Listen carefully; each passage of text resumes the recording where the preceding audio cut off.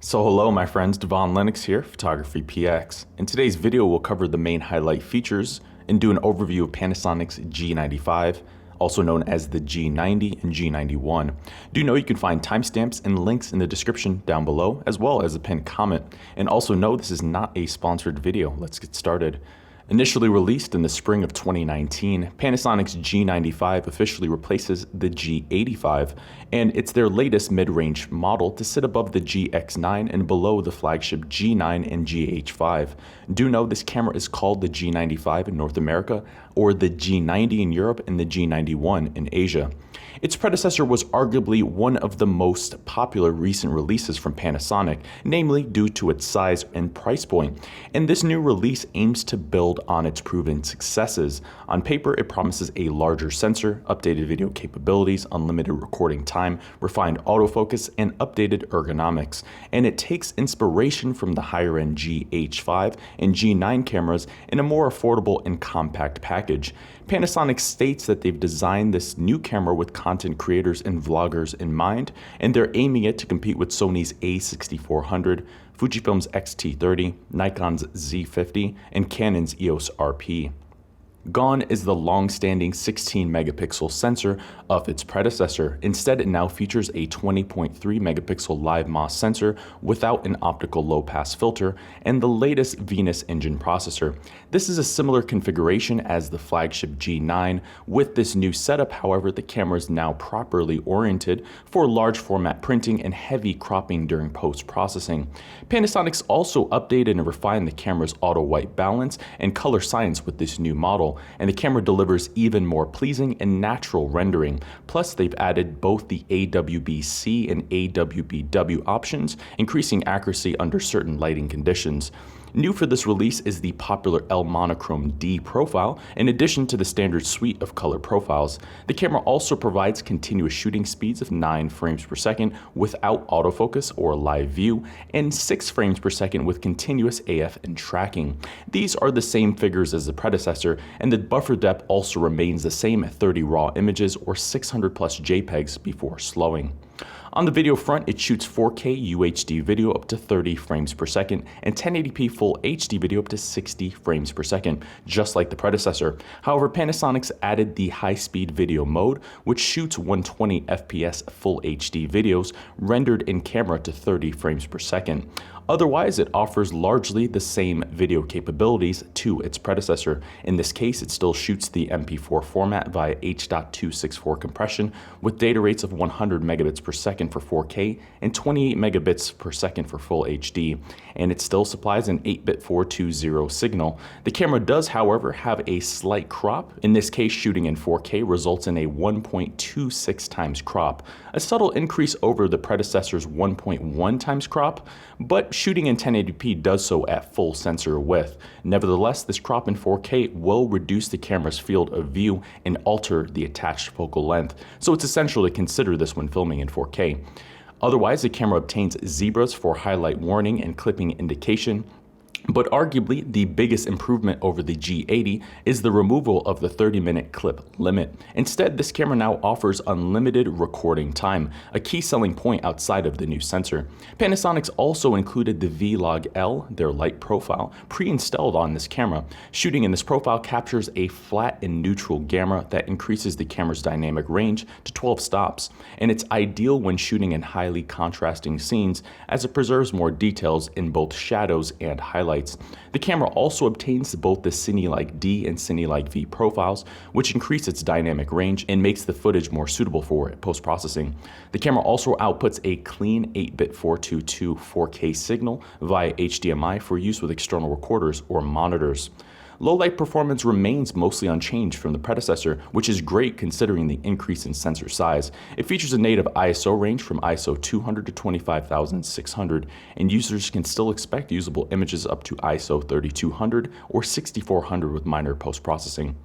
For focus, it obtains Panasonic's long-standing 49 area contrast detect AF system with depth from defocus technology. On paper, it's the same system as the predecessor, and it also offers both face and eye detection and AF support down to -4 EV. However, Panasonic's overhauled the DFD technology with this release by improving its color, size, and motion vector detection algorithms. And basically, this translates into better subject tracking performance, particularly when using continuous face and eye detection.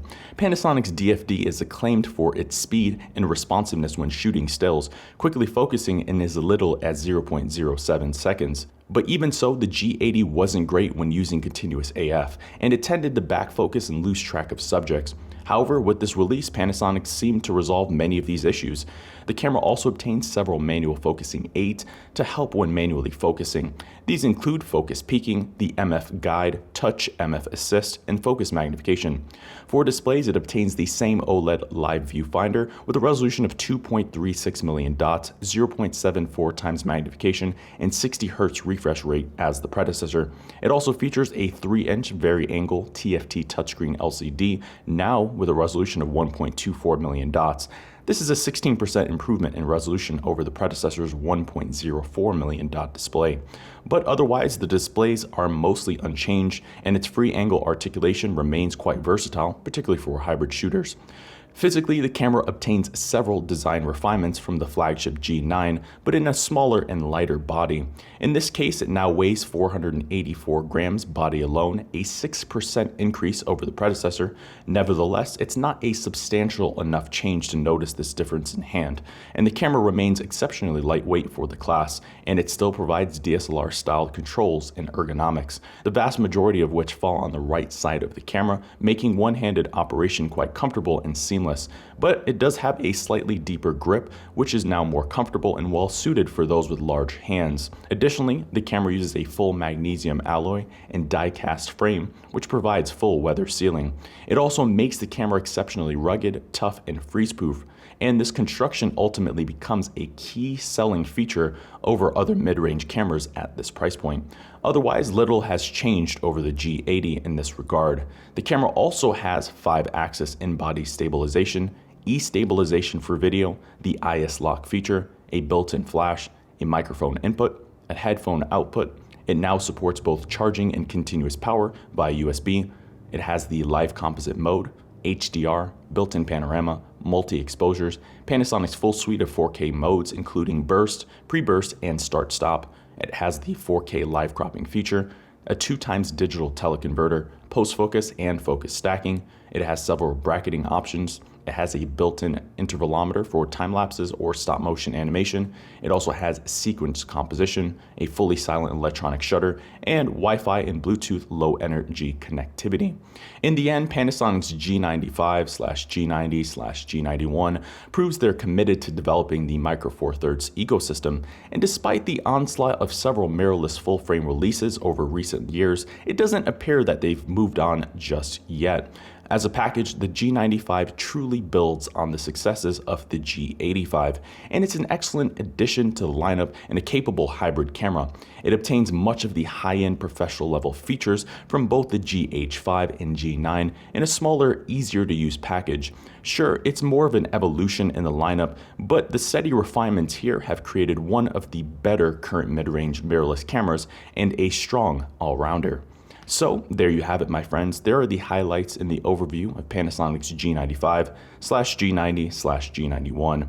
For more information on the Panasonic G95 and other Panasonic cameras, check out our website, PhotographyPX.com. Go to our camera reviews page, then to the Panasonic section, and there you'll see a full detailed written review, as well as other reviews of cameras that may be of interest to you. You can also look at the pinned comment in the description down below, and that will take you right to the full review as well. I've been your host, Devaun Lennox. We will see you in the next video. Thank you for watching today's video. I hope you found the contents of today's video insightful and it added value to you. If you're new here, please consider subscribing if you haven't done so already. Also, leave us a like and a comment in the description down below. Let us know if we overlooked something or we missed something that we covered in today's video. I've been your host, Devaun Lennox. Photography.